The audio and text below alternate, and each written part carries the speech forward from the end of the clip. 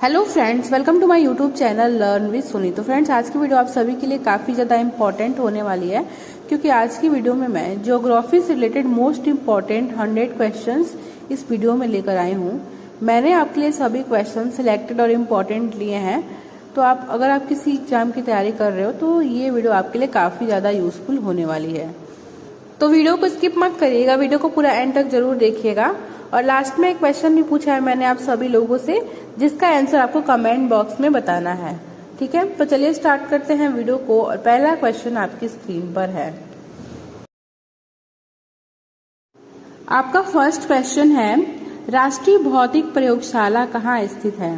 तो कहाँ पर स्थित है ये? तो ये है आपका नई दिल्ली में, यानी कि आपका option number B correct answer हो जाएगा। इसकी स्थापना 4 जनवरी 1947 को की गई थी। तो ये भी काफी ज्यादा इम्पोर्टेंट है, कई बार स्थापना भी आपसे पूछ देता है, तो वो भी आप ध्यान में रखिएगा कि 4 जनवरी 1947 को जो है वो इसकी स्थापना की गई थी। अगला क्वेश्चन है, कृष्णा नदी का उद्गम स्थल डैश के समीप है, यानी कि आपका पूछ रहा है क्वेश्चन में कि किसके समीप है। तो आपका करेक्ट आंसर हो जाएगा ऑप्शन नंबर ए, महाबलेश्वर के समीप। ठीक है ना। डिटेल में अगर मैं आपको बताऊं तो कृष्णा नदी भारत की एक महत्वपूर्ण नदी है। इसका उद्गम स्थल जो है वो महाराष्ट्र राज्य के महाबलेश्वर के समीप होता है। ठीक है ना, जो भारत के पश्चिमी समुद्री तट से अधिक दूर नहीं है।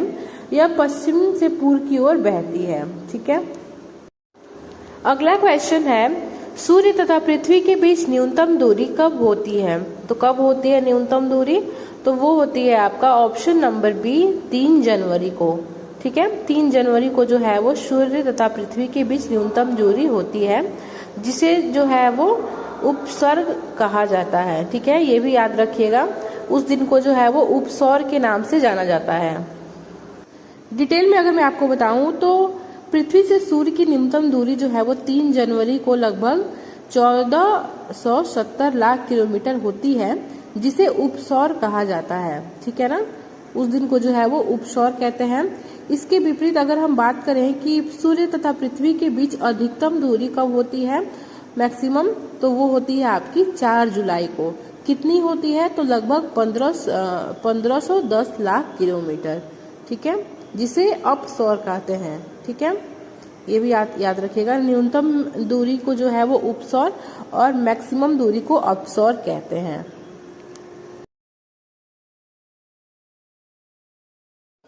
अगला क्वेश्चन है, किस ग्रह के एक चंद्रमा का नाम गैनीमेड है? तो वो कौन सा ग्रह है? तो वो ग्रह है आपका option number C Brihaspati. Brihaspati ग्रह के एक चंद्रमा का नाम जो है गैनीमेड। डिटेल में अगर मैं आपको बताऊं तो गैनीमेड हमारे सौर मंडल के 5वें ग्रह बृहस्पति का सबसे बड़ा उपग्रह है, और यह पूरे सौर मंडल में भी सबसे बड़ा चंद्रमा है। ये भी आप याद रखिएगा कि सौर मंडल में सबसे बड़ा चंद्रमा कौन सा है, काफी ज्यादा इंपॉर्टेंट है। तो उसका नाम हो जाएगा आपका गैनीमेड, जिसका व्यास जो है वो 5268 किलोमीटर है, जो बुध ग्रह से 8% बड़ा है। ठीक है, इसका द्रव्यमान भी सौर मंडल के सारे चंद्रमाओं से सबसे ज्यादा है, और पृथ्वी के चंद्रमा का जो है वो 2.2 गुना है। तो काफी ज्यादा इंपॉर्टेंट क्वेश्चन है, ये याद रखिएगा।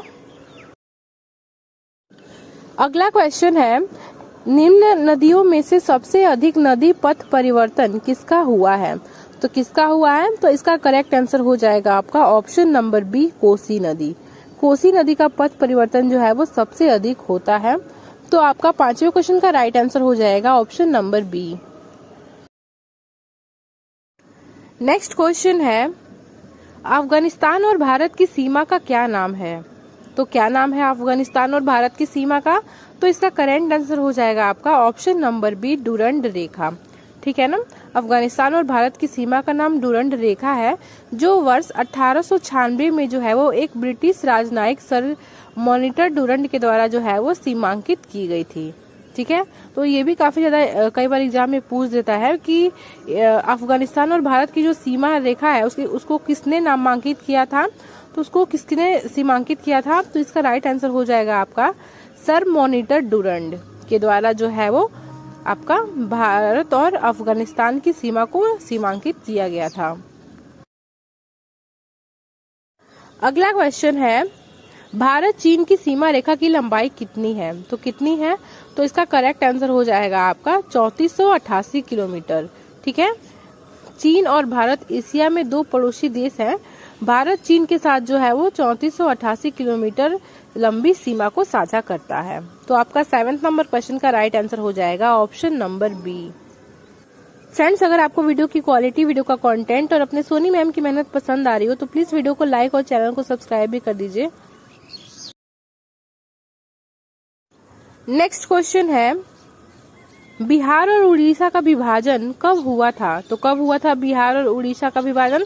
तो इसका करेक्ट आंसर हो जाएगा आपका 1936 में।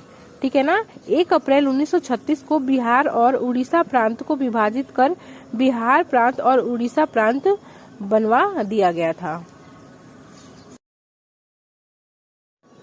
अगला क्वेश्चन है, भारत पाकिस्तान की सीमा रेखा की लंबाई कितनी है? तो कितनी है भारत और पाकिस्तान की सीमा रेखा की लंबाई? तो वो है आपका 3323 किलोमीटर, यानी कि आपका option number C correct answer हो जाएगा। ठीक है, और भारत और पाकिस्तान की जो सीमा रेखा है उसको क्या बोलते हैं? तो उसको बोलते हैं आप रेड क्लिफ लाइन। ठीक है ना, ये भी काफी ज्यादा इम्पोर्टेंट है, कई बार एग्जाम में ये भी पूछा जाता है और गया भी है, पूछा गया भी है कि भारत और पाकिस्तान की जो सीमा रेखा है उसका क्या नाम है। ठीक है, तो वो है आपका रेड क्लिफ लाइन। आपको बता दें, 3 भारतीय राज्य और 1 केंद्र शासित प्रदेश पाकिस्तान के साथ सीमा को साझा करते हैं। ठीक है ना, कई बार ये भी पूछ देता है कि कितने भारत के कितने राज्य और कितने केंद्र शासित प्रदेश जो है वो पाकिस्तान के साथ सीमा को साझा करते हैं। तो याद रखिएगा, 3 भारतीय राज्य और 1 केंद्र शासित प्रदेश। तो वो राज्य कौन कौन से हैं वो भी उनके नाम भी आप जान लीजिए, काफी ज्यादा इम्पोर्टेंट है। पहला है पंजाब, दूसरा है राजस्थान और तीसरा है गुजरात। ठीक है, और 1 केंद्र शासित प्रदेश कौन सा है वो भी आप जान लीजिए, तो वो है आपका जम्मू एंड कश्मीर।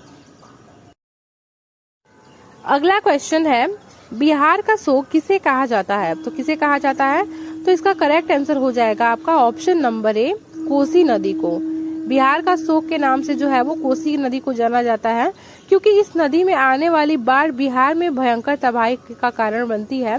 कोसी नदी तिब्बत से निकलती है और चीन, नेपाल और भारत में बहती हुई गंगा में मिलती है। ठीक है ना, तो ये भी काफी ज्यादा इम्पोर्टेंट है, एग्जाम में आपके ये पूछा गया है कि कोसी नदी जो है वो कहाँ से निकलती है?